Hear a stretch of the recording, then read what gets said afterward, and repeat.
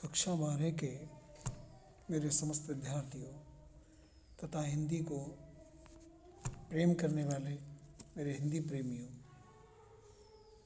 तथा सभी भारतवासियों, मैं आपको आज भगवान राम के प्राण प्रतिष्ठा कार्यक्रम श्री अयोध्या धाम में होने वाले इस कार्यक्रम के लिए सभी को शुभकामनाएं प्रदान करता हूं और बार बार भगवान श्री राम से निवेदन करता हूं कि वह सभी भारतवासियों, सभी संसार के निवासियों के लिए प्रसन्न और स्वस्थ रखें। हम लोगों की भावनाएं वसुधैव कुटुंबकम की भावनाएं हैं। इसके लिए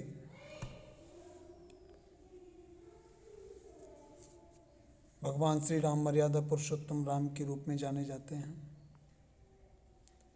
और उन्होंने संपूर्ण संसार को एक मर्यादा में रहने के लिए तथा समस्त बुराइयों को दूर करने का संदेश दिया था। आज इस प्राण प्रतिष्ठा के उपलक्ष्य में भगवान श्री राम को बारंबार कोटि कोटि नमन।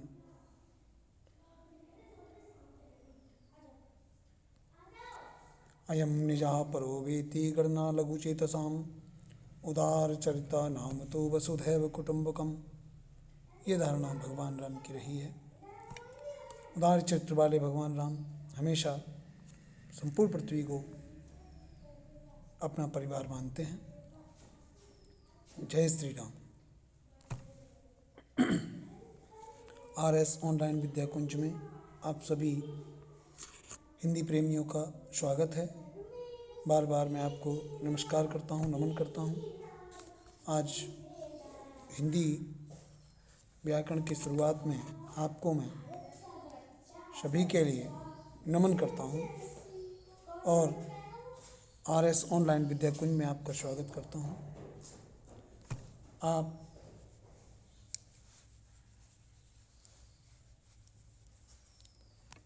कक्षा 12 के समस्त विद्यार्थी तथा हिंदी प्रेमी, आज हिंदी साहित्य में आपको हम ले चलते हैं, गद्य साहित्य में। इसके लिए सबसे पहला हमारा प्रश्न आता है, राम कहाँ के राजा थे? क्योंकि आज भगवान राम का ही पूर्ण रूप से प्राण प्रतिष्ठा हुई है। जो हमारा लंबों सदियों पुराना हमारा जो प्रतीक्षा थी वो समाप्त हुई है। तो मैं समझता हूँ इस प्रश्न का उत्तर तो सभी समझ ही रहे होंगे। तो इसको समझिए, भगवान राम कहाँ के राजा थे?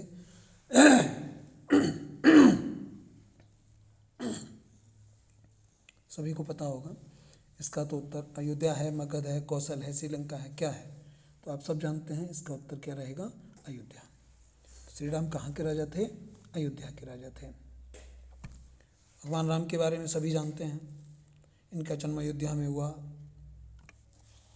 विवाह माता सीता के साथ हुआ धनुष यज्ञ के बाद, शर्त के बाद।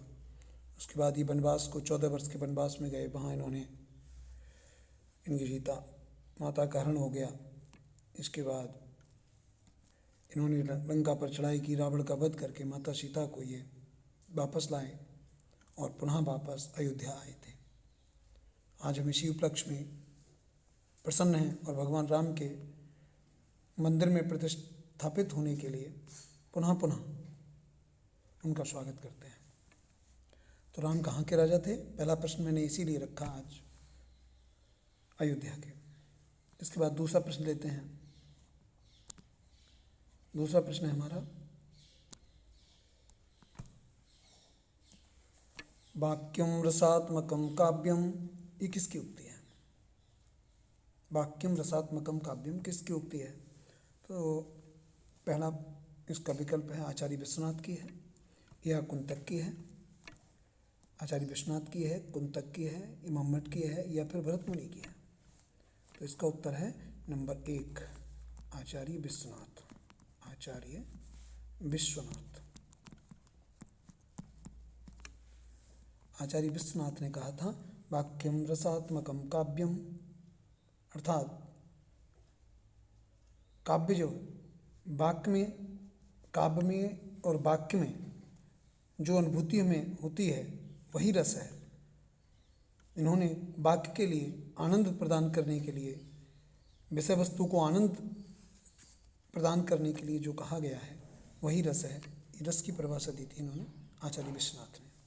दूसरा क्वेश्चन लेते हैं। प्रश्न संख्या 3 है, तपोभूमि रचना किस विधा की है? तपोभूमि किस विधा की रचना है?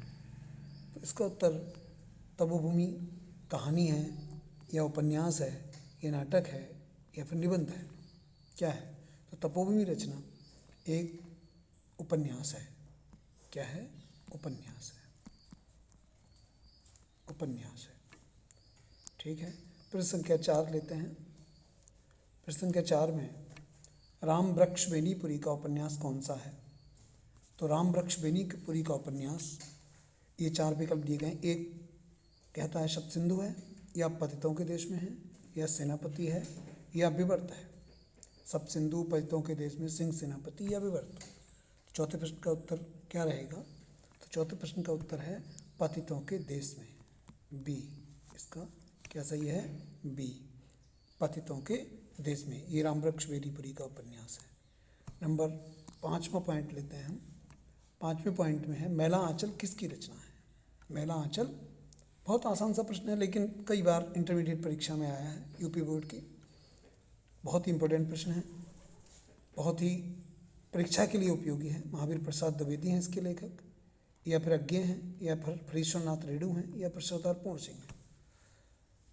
तो इसका उत्तर है फणीश्वरनाथ रेणु, सी।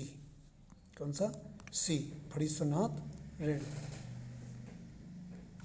अगला 6ठे प्रश्न पर आते हैं। अन्या से अनन्या, प्रश्न का नाम है अन्या से अनन्या। आत्मकथा के लेखक कौन है? अन्या से अनन्या आत्मकथा के लेखक कौन है? प्रश्न संख्या 6 कह रही है सुमित्रानंदन पंत हैं, या फिर वियोगी हरि हैं, या प्रभा खेतान हैं, या गुलाब राय हैं। रचना है अन्या से अनन्या। तो इसके लेखक हैं, इसके लेखक कौन हैं? श्री गुलाब राय हैं, प्रभा खेतान है, वियोगी हरि है, सुमित्रानंदन। तो प्रभा खेतान, इसके लेखक कौन है? प्रभा खेतान। ये आत्मकथा है प्रभा खेतान की। इन्होंने लिखा है अन्या से अनन्या। इसके बाद प्रश्न संख्या 7 लेते हैं। उपन्यास सम्राट, सभी बहुत आसान सा प्रश्न है। उपन्यास सम्राट किसे माना जाता है? श्याम सुंदर दास को, या जयशंकर प्रसाद को, या प्रेमचंद को, या जैनेन्द्र कुमार को? तो उपन्यास सम्राट किसको माना जाता है? उपन्यास सम्राट माना जाता है सी, प्रेमचंद को। सभी जानते हैं, बहुत आसान सा प्रश्न है, प्रेमचंद। इन्होंने 3 इनके प्रमुख उपन्यास हैं, गबन,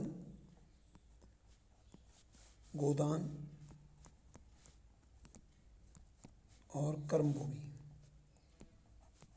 ये बहुत महत्वपूर्ण उपन्यास हैं जो परीक्षा में कई बार आते हैं कि गबन किसका रचना है, गोदान किसकी रचना है, या फिर कर्मभूमि किसकी रचना है। तो इसका उत्तर हो जाएगा सी, प्रेमचंद। इसके बाद चलते हैं 8वें प्रश्न पर। एकांकी में कितने अंक होते हैं? बहुत आसान सा प्रश्न है। एकांकी में कितने अंक होते हैं? 1, 2, 3 या 4? 1, 2, 3 या 4? तो एकांकी, जैसा कि नाम है एकांकी, तो एक ही अंक होता है एकांकी में। कितने अंक होता है? 1, ठीक है। इसके बाद प्रश्न संख्या 9 को लेते हैं। भारत की राष्ट्रभाषा हिंदी किस बोली से बनी है?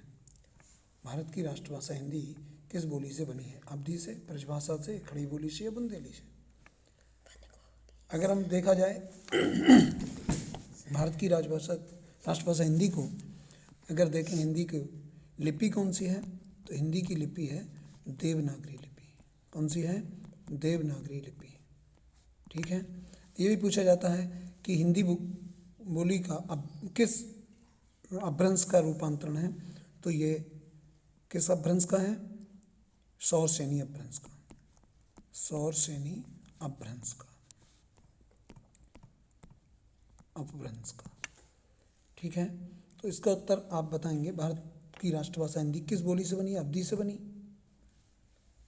भारत की राष्ट्रभाषा हिंदी किससे बनी?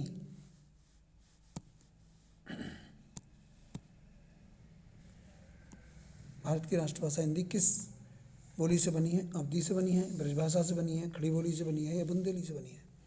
तो इसका उत्तर हो जाएगा सी, खड़ी बोली से, खड़ी बोली से। आज हम आपको 10 प्रश्न लेकर आए थे।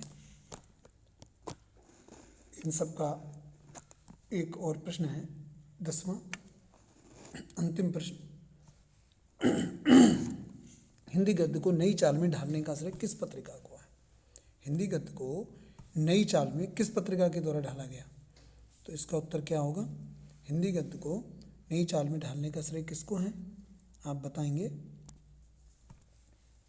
हिंदी गद्य को नई चाल में किसने ढाला? किस पत्रिका को दिया गया इसका श्रेय? ये पत्रिका है सरस्वती पत्रिका। कौन सी? सरस्वती पत्रिका।